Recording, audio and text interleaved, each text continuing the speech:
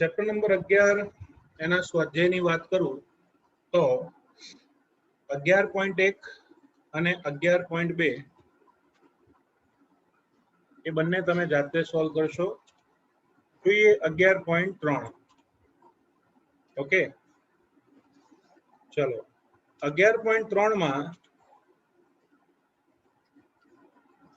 પહેલું પ્રશ્ન વાંચ્યો.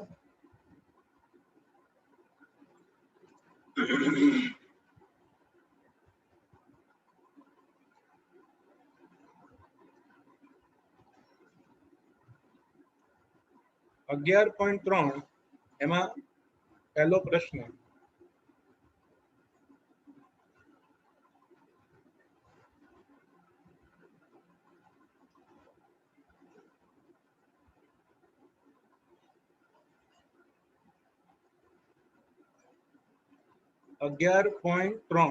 પ્રશ્ન એ. ચલો, તમને એવું કીધું છે કે C5H12O આ સંયોજનના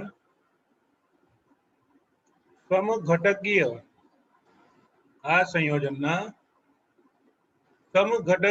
આલ્કોહોલ સંયોજનો એના બંધારણ સમજાવો. C5H12O એના સમઘટકીય આલ્કોહોલ એના બંધારણ સમજાવો. ઓકે, તો હવે એમણે સ્પષ્ટતા કરી છે. તમે ધ્યાનથી જુઓ ને તો તમને ખ્યાલ છે કે CnH2nO એ આલ્કોહોલનું પણ સામાન્ય સૂત્ર છે અને ઈથરનું પણ સામાન્ય સૂત્ર છે. પણ તમને માત્ર પૂછ્યું છે આલ્કોહોલિક સમઘટકો દર્શાવો, એટલે ખાલી ROH વાળા. તો આની પેટર્ન તમને ઓલરેડી હું સમજાવી ચૂક્યો છું. નામકરણ વખતે જ આ બધા જ સમઘટકો વિશે ભણ્યા છીએ. તો ચલો શરૂઆત કરીએ. 5 કાર્બન છે તો 5ની ચેનમાં 5 કાર્બનની શૃંખલામાં કેટલા સમઘટક આવે ચેક કરો. 5 કાર્બન પહેલા પર OH લખીશું પેન્ટેન 1 ઓલ. ફરી 5 કાર્બન બીજા પર OH તો એને કહેવાય પેન્ટેન 2 ઓલ. 5 કાર્બન ત્રીજા પર OH તો એને કહેવાય pentane 3 all. Okay, pentane 1 all, pentane 2 all અને પેન્ટેન 3 ઓલ. પછી 5 કાર્બન એમાં અહીંયા જો OH મૂકું અત્રે તો પછી ડાબી સાઈડ થી ગણો તો 2 ઓલ જ થાય, એટલે ઉપરનું જ બંધારણ થયું. એટલે 5 કાર્બનમાં શક્યતાઓ કેટલી થઈ? ટોટલ 3. હવે 4 કાર્બનમાં જોઈએ તો 1, 2, 3 અને 4. બાળકો, પહેલા કાર્બન પર OH અને બીજા કાર્બન પર મિથાઇલ લો તો નામ થાય 2 methyl butane 1 ol. Okay, same way પહેલા કાર્બન પર OH લો અને ત્રીજા કાર્બન પર મિથાઇલ લો તો થશે 3 મિથાઇલ બ્યુટેન 1 ઓલ. હવે હું ત્રીજા કાર્બન પર લઉં તો સળંગ શૃંખલા થઈ જાય 5 કાર્બનની, એટલે લેવાય નહીં. તો 4 કાર્બનમાં આપણે જોયું ટોટલ 2 શક્યતાઓ જોઈ. હજુ પણ શક્ય છે, જો કઈ રીતે. 1, 2, 3, 4 પહેલા પર OH મૂક્યું એ જ રીતે બીજા પર OH મૂકો. બરાબર. ફરીથી 4 કાર્બનની શૃંખલા પહેલા પર OH મૂક્યું એ જ રીતે બીજા પર OH મૂકો તો બીજા પર OH ત્રીજા પર કાર્બન, બરાબર, અને બીજા પર OH બીજા પર કાર્બન, તો નામ થશે 3 મિથાઇલ બ્યુટેન 2 ઓલ અને 2 મિથાઇલ બ્યુટેન 2 ઓલ. તો આમ 4 કાર્બનમાં 4 શક્યતાઓ થઈ. પહેલા પર OH બીજા પર મિથાઇલ, પહેલા પર OH ત્રીજા પર મિથાઇલ, બીજા પર OH ત્રીજા પર મિથાઇલ, બીજા પર OH બીજા પર મિથાઇલ. હવે બીજી કોઈ શક્યતા લાગતી નથી, પણ 3 કાર્બન લઈએ, 3 કાર્બન અને છેડા ઉપર OH મૂકું 3 કાર્બન, છેડા પર OH મૂકું તો બાકીના બંને કાર્બન બીજા કાર્બન પર મૂકી દો તો આવું બનતું હતું. એને આપણે કહેતા હતા નિયોપેન્ટાઇલ આલ્કોહોલ. શું કહેતા હતા? નિયોપેન્ટાઇલ આલ્કોહોલ. ઓકે, તો C5H12O એના શક્ય સમઘટકો આલ્કોહોલિક ગણીએ તો ટોટલ 8 સમઘટકો આવશે. કેટલા સમઘટકો આવે? 8. બરાબર. 5 કાર્બનના 3, 4 કાર્બનના 4 અને 3 કાર્બનનો 1.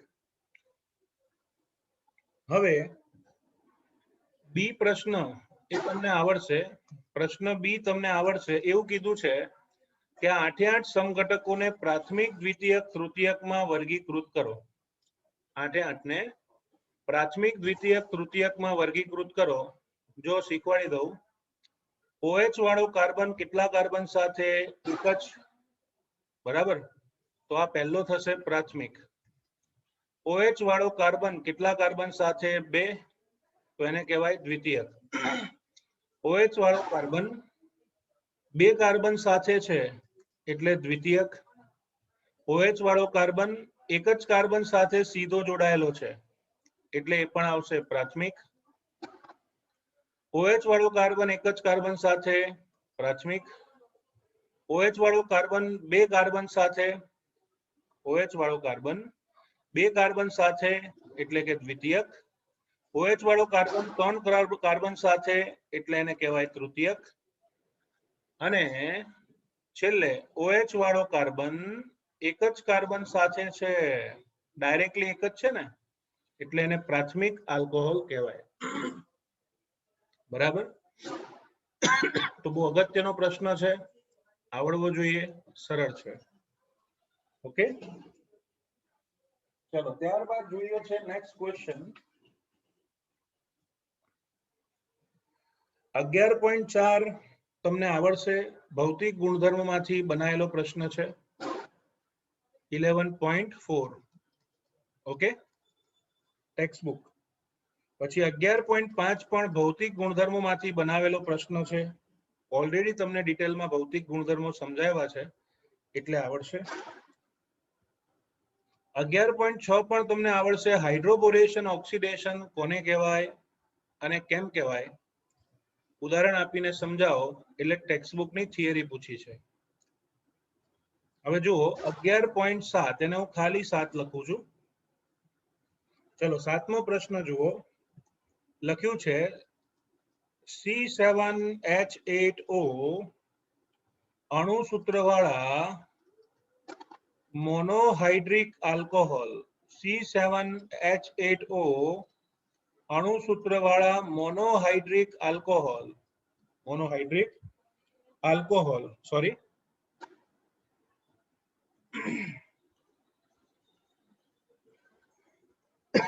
Monohydric phenol. ઓકે, એના બંધારણો અને IUPAC નામ સમજાવો. જ્યારે થિયરીમાં નામકરણ ચાલતું હતું ને, એ ઓલરેડી તમને આખો પ્રશ્ન આનાથી પણ ડીપમાં સમજાયેલો છે. સમઘટકોમાં નિયમ યાદ રાખજો. જ્યારે બી તમને કાર્બન અને હાઇડ્રોજનની સંખ્યા એકબીજાની નજીકની લાગે, નજીકની, તો સમજવાનું બેન્ઝીન હાજર છે. અચ્છા, હવે એક કાર્બન, જો બેન્ઝીનમાં 6 કાર્બન હોય, એક કાર્બન વધારાનો છે એટલે એ મિથાઇલ સ્વરૂપે આવશે. અને એક ઓક્સિજન પણ બાકી છે એટલે અહીંયા OH મૂકી દઉં તો આનું સામાન્ય નામ છે ઓર્થોક્રેસોલ. અને IUPAC નામ લખવું હોય તો ફિનોલ વાળા કાર્બનને નંબર 1 કહો, પડોશીને 2, તો નામ થશે 2 મિથાઇલ ફિનોલ. 2 methyl phenol. તમારે ચેક બી કરવાનું, સાહેબ પર ભરોસો નહીં કરવાનો. ચલો કાર્બન તો ગણી નાખ્યા. 1 2 3 4 5 6 અને 7. હાઇડ્રોજન ગણો તો આ 1 પછી આ 3 એટલે ટોટલ 4 થયા. હવે જો બેન્ઝીન સાથે જ્યારે કોઈ સમૂહ જોડાયો હોય ત્યારે ત્યાંનો હાઇડ્રોજન દૂર થઈ ગયો હોય એટલે અહીંયા 2 જગ્યાએ હાઇડ્રોજન નહીં હોય તો બાકીના 4 જગ્યાએ આવશે ને. તો 3 ને 1 4 5 6 7 અને 8 હાઇડ્રોજન અને 1 ઓક્સિજન. તો આમ આનું સૂત્ર આ રીતનું થશે. ચલો બીજી શક્યતા આપણે જોઈએ તો તમને યાદ છે આજુબાજુ ઓર્થો તો એ જ રીતે એકાંતરે શું આવે મેટા. તો કોમન નામ મેટાક્રેસોલ. પણ જો આયુપીએસસી નામ લખવું હોય તો 1 2 અને 3 ત્રીજા કાર્બન પર મિથાઇલ. તો આ જ રીતે આવશે 3 મિથાઇલ ફિનોલ.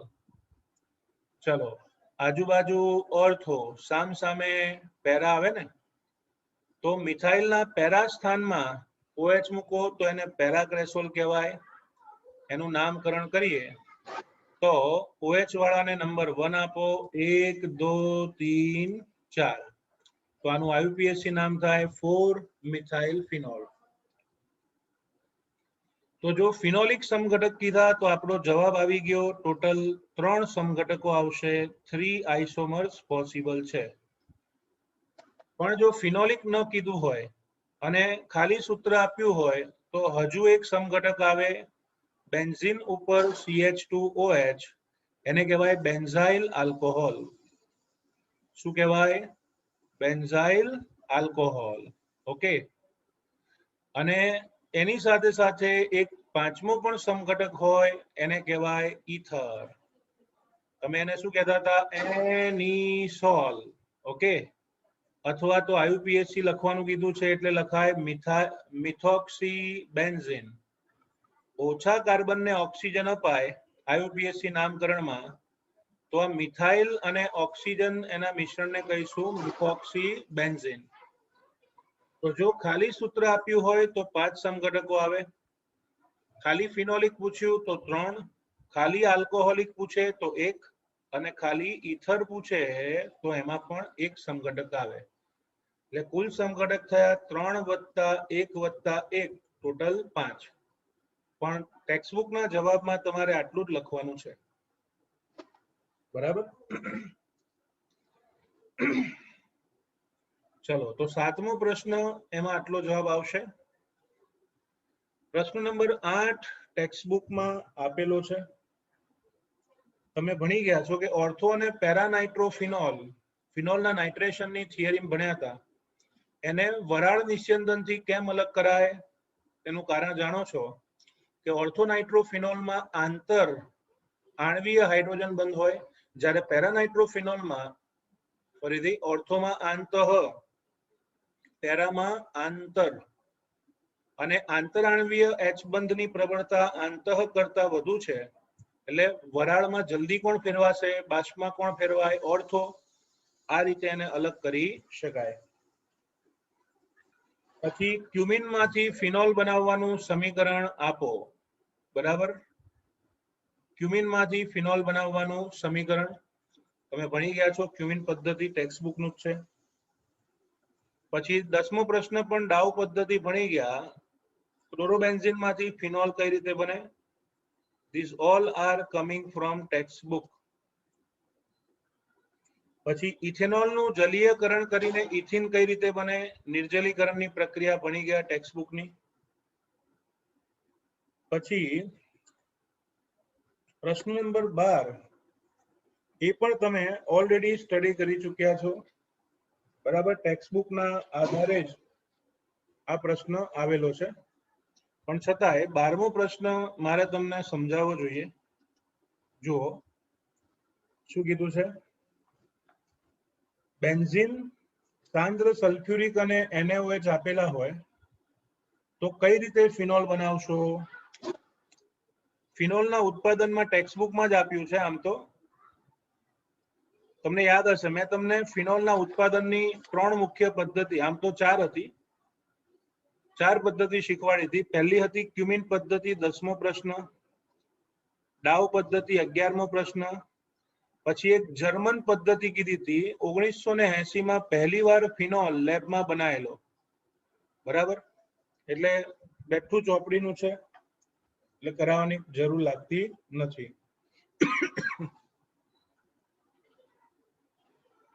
પ્રશ્ન નંબર 13 નીચે દર્શાવેલા સંશ્લેષણ કેવી રીતે કરશો તે સમજાવો. બરાબર. એક યોગ્ય આલ્કીનમાંથી 1 ફિનાઇલ ઇથેનોલ, એક યોગ્ય આલ્કીનમાંથી 1 ફિનાઇલ ઇથેનોલ. પહેલા એનું બંધારણ ખાસ સમજી લો. ફિનાઇલ સમૂહ એ પહેલા કાર્બન સાથે જોડાયેલો છે ઇથેનોલના, અને પહેલા ઉપર જ OH છે, ઇથેનોલમાં બી OH આવે ને, તો આ એનું બંધારણ થયું 1 ફિનાઇલ ઇથેનોલ. એટલે કે બેન્ઝીન ઉપર CHOH CH3 આ બનાવવું છે. શેમાંથી બનાવવું છે? યોગ્ય આલ્કીનમાંથી. બરાબર. તો તમારે આલ્કીનમાંથી આલ્કોહોલ બનાવવો હોય તો તમારી પાસે બે ઓપ્શન છે. પહેલું ઓપ્શન છે એસિડ ઉદ્દીપકીય જળ વિભાજન, બીજું ઓપ્શન છે હાઇડ્રોબોરેશન ઓક્સિડેશન. તમે ચોપડીમાં જોશો આલ્કોહોલની બનાવટમાં પહેલું હતું આલ્કીનમાંથી, અને એમાં આપ્યું હતું એસિડ ઉદ્દીપકીય જળ વિભાજન અને હાઇડ્રોબોરેશન ઓક્સિડેશન. બરાબર. તો એક માર્કોનિકોના નિયમનું પાલન કરે, એક પ્રતિ માર્કોનિકોનો નિયમ. તો આપણે એક કામ કરીએ, બેન્ઝીન ઉપર હું લખું છું CH ડબલ બોન્ડ CH2. બરાબર. તમને ખ્યાલ હશે તમારા કપડાના બટન પોલિસ્ટાયરીનના બનેલા હોય, એનો મુખ્ય અણુ સ્ટાયરીન, એનું આ સૂત્ર છે. બરાબર. સ્ટાયરીન સામાન્ય નામ, IUPAC નામ લખવું હોય તો ફિનાઇલ ઇથિન. ફિનાઇલ ઇથિન. ઓકે. તો બાળકો ફિનાઇલ ઇથિન એનું જળ વિભાજન એસિડિક ઉદ્દીપકની હાજરીમાં મંદ સલ્ફ્યુરિક એસિડ અથવા મંદ નાઇટ્રિક એસિડ કે કોઈ બી એસિડની હાજરીમાં થાય તો પાણીમાં બે આયનો હોય છે, H+ અને OH-. ચલો માર્કોનિકોનો નિયમ લગાવીએ, કારણ કે આપણે એને પસંદ કર્યું છે. તો જુઓ દ્વિબંધ છે ને, એમાં આપણે એવું કહેતા હતા પાઈ બંધ તૂટે, છૂટી પડે, સંયોજકતા પૂરી કરે HOH અથવા પૂરી કરે OHH. બે ઓપ્શન છે. હવે જો માર્કોનિકોનો નિયમ પાલન કરીએ તો પાણીનો વધુ વિદ્યુતઋણ ઘટક કોણ છે? OH-. એ ઓછા હાઇડ્રોજન ધરાવતા ડબલ બોન્ડ યુક્ત કાર્બન સાથે જોડાય. માર્કોનિકોનો નિયમ ઓછા હાઇડ્રોજન ધરાવતા દ્વિબંધ યુક્ત કાર્બન સાથે જોડાય. કોની પાસે ઓછા હાઇડ્રોજન છે? H માં કે H2 માં? H માં ને. એટલા માટે OH સમૂહ અંદર જાય અને H બહાર આવશે. તો પહેલું ઓપ્શન કેન્સલ, OH અંદર, H બહાર. તો બોલો આ નિપજ મળી ગઈ.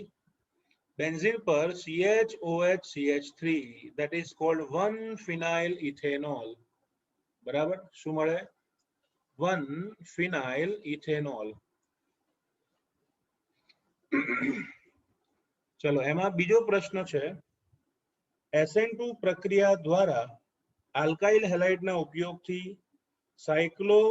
શું લખ્યું છે? સાયક્લોહેક્સાઇલ મિથેનોલ. શું નામ છે? સાયક્લોહેક્સાઇલ મિથેનોલ. ઓકે. કઈ રીતે બંધારણ વિચારવાનું? પાછળથી. મિથેનોલ કીધું તો એનું સૂત્ર શું આવે? CH3OH આવે ને. પાછું સાયક્લોહેક્સાઇલ સમૂહ કાર્બન સાથે જોડાયેલો છે. તો સાયક્લોહેક્સાઇલ સમૂહ કાર્બન સાથે જોડાય તો અહીંયા હાઇડ્રોજનમાં ઘટાડો થઈ જશે. મિથેનોલમાં શું આવે? CH3OH, પણ સાયક્લોહેક્સાઇલ સમૂહ આવવાથી થઈ જાય CH2OH. તો આ નિપજ તમારે SN2 પ્રક્રિયાથી હેલાઇડમાંથી બનાવવી છે. તો તમને યાદ હશે આલ્કોહોલની બનાવટમાં ભણી ગયા છો. બેન્ઝીન વલય ઉપર, સોરી બેન્ઝીન છે નહીં અહીંયા, સાયક્લોહેક્સેન ઉપર CH2Br એટલે કે આ જે નિપજ છે ને એને કહેવાય બ્રોમોસાયક્લોહેક્સાઇલ મિથેન. બ્રોમોસાયક્લોહેક્સાઇલ મિથેન. તો બ્રોમોસાયક્લોહેક્સાઇલ મિથેન એની જલીય આલ્કલી સાથે પ્રક્રિયા થાય. ખાસ લખવાનું જલીય. કેમ? તમને યાદ હોવું જોઈએ. જો આલ્કાઇલ હેલાઇડમાં જલીય માધ્યમમાં NaOH પ્રક્રિયા કરે તો પછી વિસ્થાપનની પ્રક્રિયા થાય. પણ જો આલ્કોહોલિક માધ્યમ કરી નાખું તો વિસ્થાપનની જગ્યાએ શું થઈ જાય? વિલોપન. શું થઈ જાય? બરાબર ને? તો ચલો અહીંયા Br નું વિસ્થાપન વિરુદ્ધ દિશાએથી OH કરે. SN2 કીધું ને એટલે પેલી બાજુથી અટેક કરે. આમ આમ આમ. તો Na અને Br શું બનાવશે? NaBr અને નિપજ તરીકે મળે છે સાયક્લોહેક્સાઇલ મિથેનોલ. શું મળશે? સાયક્લોહેક્સાઇલ મિથેનોલ. ઓકે, ચાલ આવી ગયો દરેકને. તો આ સેકન્ડ મેથડ છે, ખાસ તૈયાર કરી નાખવી. ચલો ત્રીજું એક્ઝામ્પલ પૂછ્યું છે. એક યોગ્ય આલ્કાઇલ હેલાઇડના ઉપયોગથી પેન્ટેન 1-ઓલ. તમારે બનાવવાનું છે પેન્ટેન 1-ઓલ. ઓકે, તો સ્ટુડન્ટ્સ 5 કાર્બન અને છેડા ઉપર OH એને કહેવાય પેન્ટેન 1-ઓલ. SN2 પ્રક્રિયાથી બનાવવું હોય, બરાબર, તો સીધી વાત છે ને, ઉપરની જ પ્રક્રિયા રિપીટ થાય. 1 2 3 4 Br વત્તા જલીય NaOH. બરાબર, તો નિપજ મળશે CH3 CH2 CH2 CH2 CH2 Br. એને કહેવાય 1 બ્રોમોપેન્ટેન. શું કહેવાય? 1 બ્રોમોપેન્ટેન. તો 1 બ્રોમોપેન્ટેન એની NaOH સાથેની પ્રક્રિયા થતા SN2 પ્રક્રિયા થઈને SN2 રિએક્શન્સ થઈને પેન્ટેન 1-ઓલ આપે છે. શું આપશે? પેન્ટેન 1-ઓલ. ઓકે, જો હાઇડ્રોજન ન ભરો તો પછી માર્ક ભરાતા નથી. એટલે ખાસ ધ્યાન રાખવું બાળકો. તમે ભલે સમજણ માટે કાર્બન લખી નાખો સોલ્વ કરતી વખતે, પણ જ્યારે એક્ઝામ આવે ત્યારે કોઈને અન્યાય ન થવો જોઈએ અને બધાની 4 સંયોજકતા પૂરી કરવી પડે. બરાબર, તો બસ જો ટેક્સ્ટબુકની રિએક્શન્સ તમે કરી હોય ને તો એકાદ બે પ્રશ્નો સિવાય બધું જ સ્વાધ્યાય એમનેમ તમને આવડી જશે. ચલો પ્રશ્ન નંબર 14. ફિનોલનો એસિડિક સ્વભાવ ધરાવતી પ્રક્રિયાઓ સમજાવો. તમને આવડશે. ફિનોલ સોડિયમ સાથે હાઇડ્રોજન વાયુ મુક્ત કરે છે અને બેઝ NaOH સાથે તટસ્થીકરણ કરે, એટલે ફિનોલનો એસિડિક સ્વભાવ તમે દર્શાવી શકો. 15મો પ્રશ્ન પણ ભૌતિક ગુણધર્મોમાંથી જ છે. આવડે એવો છે. સોરી, આ એમને આવડશે. સમજાવો કે ઓર્થોનાઇટ્રોફિનોલ ઓર્થોમિથોક્સીફિનોલ કરતા વધુ એસિડિક છે. તમને શીખવાડ્યું હતું, છતાં યાદ કરી દઉં. ઓર્થોનાઇટ્રોફિનોલ એ ઓર્થોમિથોક્સીફિનોલ કરતા વધુ એસિડિક છે. બરાબર, કેમ? તો તમને ખ્યાલ હશે, નાઇટ્રો સમૂહ છે ને,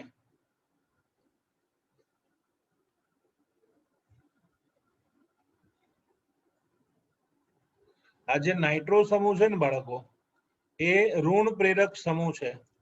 એટલે એ ઇલેક્ટ્રોનને પોતાની તરફ આકર્ષે. એના લીધે ઓક્સિજન પર ઇલેક્ટ્રોન ઘનતા ઘટે. તો ઋણ પ્રેરક સમૂહ એસિડિક સ્વભાવ શું કરે? વધારે. જ્યારે આ મિથોક્સી સમૂહ છે ને, એ ધન પ્રેરક સમૂહ છે. એટલે બંધનું ઇલેક્ટ્રોન યુગ્મ બેન્ઝીન વલય તરફ ખસે. બરાબર, એટલે ઓક્સિજન પર ઇલેક્ટ્રોન ઘનતા વધશે, જે ધન પ્રેરક અસર પેદા કરે. તો આમ ધન પ્રેરક સમૂહ હોય તો પછી સ્વાભાવિક છે એસિડિકતા ઘટે. તમને લિસ્ટ યાદ કરી દઉં. ઋણ પ્રેરક સમૂહનું લિસ્ટ છે nitro, cyano, carboxylic acid, fluoro, chloro, bromo, iodo અને હાઇડ્રોક્સી, આ બધા ઋણ પ્રેરક સમૂહ કહેવાય, ઇલેક્ટ્રોન ખેંચવા વાળા સમૂહ. બરાબર. તો એમાં ઘણી વખત કેવું કરે, નાઇટ્રોની જગ્યાએ કોકવાર CN મૂકી દે તો આપણને કન્ફ્યુઝન થાય, બંને ઋણ પ્રેરક સમૂહ છે તો કોણ વધારે એસિડિક સ્વભાવ આપશે? તો યાદ રાખવાનું, જે ઋણ પ્રેરક સમૂહ આગળ આવતો હોય ને એ વધુ એસિડિક બનાવે. ઋણ પ્રેરક સમૂહ આગળ આવે તો વધુ એસિડિકતા જોવા મળે. એટલે નાઇટ્રો હોય અને CN હોય તો નાઇટ્રો વાળો વધુ એસિડિક. બરાબર. અને એક યુનિવર્સલ ટ્રુથ એટલે કે સાર્વત્રિક સત્ય યાદ રાખજો બાળકો, એસિડિકતામાં યાદ રાખો, ઋણ પ્રેરક સમૂહ એસિડિકતા વધારે, ધન પ્રેરક સમૂહ ઘટાડે. અહીંયા લખી નાખું, બેઝિક સ્વભાવમાં યાદ રાખજો, ઋણ પ્રેરક સમૂહ બેઝિક સ્વભાવ ઘટાડે અને એસિડિક સ્વભાવ વધારે, જે આપણે ચેપ્ટર નંબર 13 માં એની ચર્ચા કરીશું એમાઇન સંયોજનો સ્વરૂપે. બરાબર. ચલો, તો 15મો પ્રશ્ન તમને આવડશે, કોઈ મોટી વાત નથી, ઇટ ઇઝ વેરી સિમ્પલ. 16મો પ્રશ્ન ટેક્સ્ટબુકના ભૌતિક ગુણધર્મો ઉપરથી જ છે એટલે એ બી તમને આવડશે. 16મો પ્રશ્ન ટેક્સ્ટબુક. ઓકે. 17મો પ્રશ્ન ટેક્સ્ટબુકની જ પ્રક્રિયાઓ છે, ટેક્સ્ટબુકની અંદર આપેલી જ પ્રક્રિયાઓ છે, એ બી તમને આવડશે. 18મો પ્રશ્ન ચોપડીની નામવાળી પ્રક્રિયાઓ છે, કોલ્બે સ્મિથ પ્રક્રિયા, રિમર-ટીમાન, વિલિયમસન સંશ્લેષણ અને અસંમિતીય ઈથર.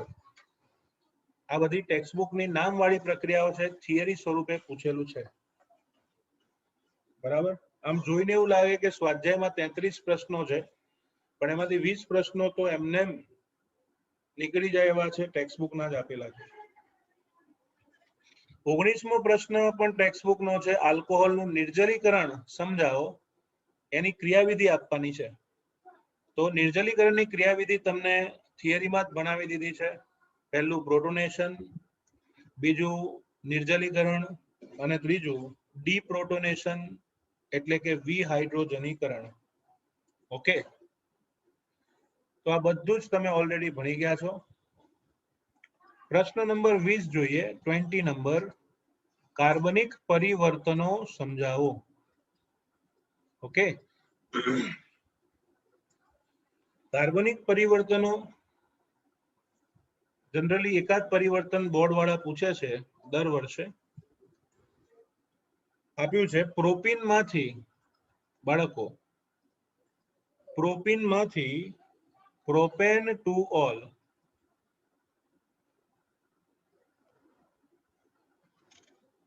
પ્રોપીનમાંથી propane two ol. કાર્બનિક પરિવર્તનમાં પહેલા સ્ટાર્ટિંગ પોઈન્ટ લખવાનો પ્રોપીન, એમાંથી બનાવવું છે પ્રોપેન ટુ ઓલ કીધું છે. બરાબર. તો જો CH3 CH double bond CH2 આને કહેવાય પ્રોપીન, એમાંથી બનાવવું છે CH3 CH CH3 એને કહેવાય propane two all. Okay. Generally પરિવર્તનો બે સ્ટેપમાં મિનિમમ હોવા જોઈએ. એક સ્ટેપમાં પતતું હોય અને બે સ્ટેપમાં પતતું હોય તો જનરલી બે સ્ટેપમાં તમારે પસંદ કરવાનું, કારણ કે પરિવર્તનનો નિયમ છે. પણ જો એક જ સ્ટેપમાં પતતું હોય, એના સિવાય કઈ શક્યતા ના હોય તો જ એક સ્ટેપમાં કમ્પ્લીટ કરો. જેમ કે પ્રોપીનમાંથી પ્રોપેન ટુ ઓલ મૂકવું હોય તો એસિડ ઉદ્દીપકીય જળ વિભાજન કરો તો માર્કોનિકોવના નિયમથી સીધું બીજા કાર્બન પર OH આવી જાય, પ્રોપેન ટુ ઓલ બની જાય. પણ મારી પાસે એક્ટિંગ કરવા માટે બીજી એક મેથડ છે, હું એપ્લાય કરું છું. જો પ્રોપીન એની HBr સાથે પ્રક્રિયા કરો તો માર્કોનિકોવ એના નિયમના આધારે પાઈ બંધ તૂટે છૂટી પડે, સંયોજકતા પૂરી કરે BRH. BR અંદર H બાર. કેમ? વધુ વિદ્યુતઋણ ઘટક હંમેશા ઓછા હાઇડ્રોજન વાળા કાર્બન સાથે જોડાય. આ બીજા કાર્બન પાસે એક જ હાઇડ્રોજન છે, છેડાના કાર્બન પાસે 2 છે, અને એટલા જ માટે અહીંયા નિપજ મળશે CH3CH CH3OH. તો આને કહીશું આપણે પ્રોપેન, સોરી હા, this is a mistake. Bromine છે ને, તો બ્રોમિન મૂકો તો નામ મળશે 2-bromo-propane. ઓકે, બસ Br ને દૂર કરવું છે તો વિસ્થાપન કરી નાખો. જલીય NaOH સાથે પ્રક્રિયા કરાવો તો SN2 પ્રક્રિયા થાય. Br નું વિસ્થાપન OH કરે તો Na અને Br આપશે NaBr, અને OH એની જગ્યાએ જોડાઈને નિપજ આપે છે પ્રોપેન 2-ol. ઓકે, ચાલો બીજી પ્રક્રિયા આપી છે સેકન્ડ રિએક્શન. લખ્યું છે બેન્ઝાઇલ ક્લોરાઇડ માંથી બેન્ઝાઇલ આલ્કોહોલ.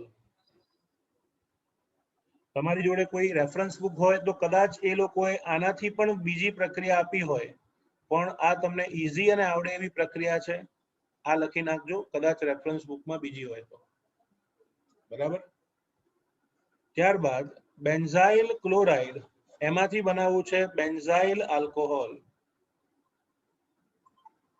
બેન્ઝાઇલ ક્લોરાઇડ માંથી બેન્ઝાઇલ આલ્કોહોલ. ઓકે, તો બેન્ઝાઇલ ક્લોરાઇડ એટલે લખાશે બેન્ઝીન ઉપર CH2Cl. ઓકે, શું લખાય? CH2Cl, that is called benzyl chloride.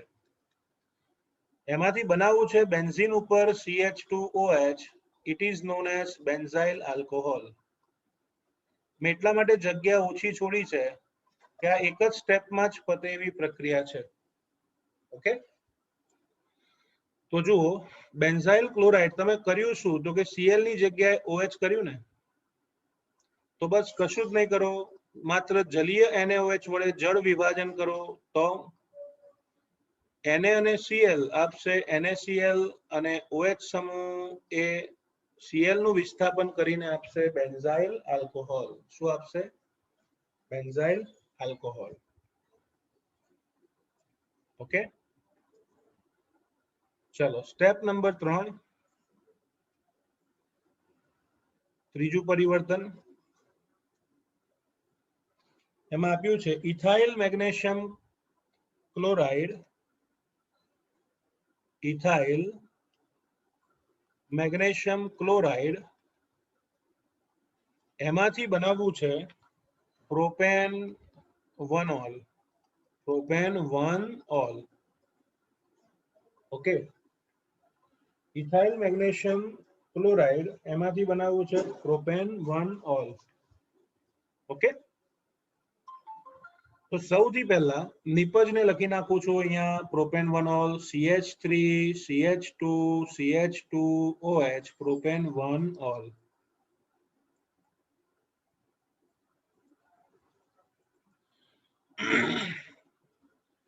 હવે મુખ્ય પ્રક્રિયક છે અહીંયા બાળકો ઇથાઇલ, એટલે કે C2H5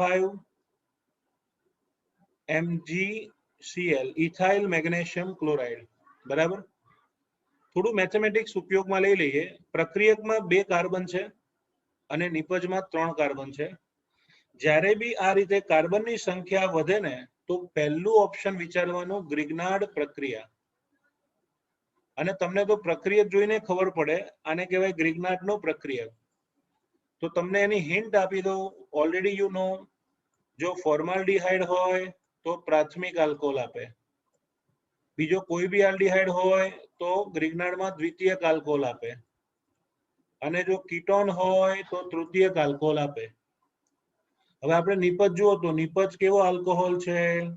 પ્રાથમિક છે ને, તો પછી પ્રક્રિયક તરીકે ફોર્માલ્ડિહાઇડ લઈએ HC≡OH. યાદ કરો, શું યાદ કરવાનું? પેલો નિયમ આપણો શું કહેતા હતા? પાઇપ બંધ તૂટે MgCl નીચે જાય, બાકી બધું ઉપર લાગી જાય. તો આ રાસાયણિક પ્રક્રિયામાં જુઓ HCHOMgCl અને ઉપર આવશે C2H5. હવે જો ક્લોરીન આપ્યો હોય ને તો બાળકો HCl એસિડ વડે જળ વિભાજન કરી નાખવાનું. તો તમે જોઈ શકો છો MgCl અને Cl બનાવશે MgCl2 અને ઓક્સિજનની બાજુમાં હાઇડ્રોજન જાય એટલે શું આપે OH. ચેક કરો નિપજ C2H5 CH2OH C2H5 CH2OH એટલે કે આલ્કોહોલ નિપજ તરીકે મળે છે. ઓકે, તો આ માઇન્ડમાં ક્લિયર રાખજો.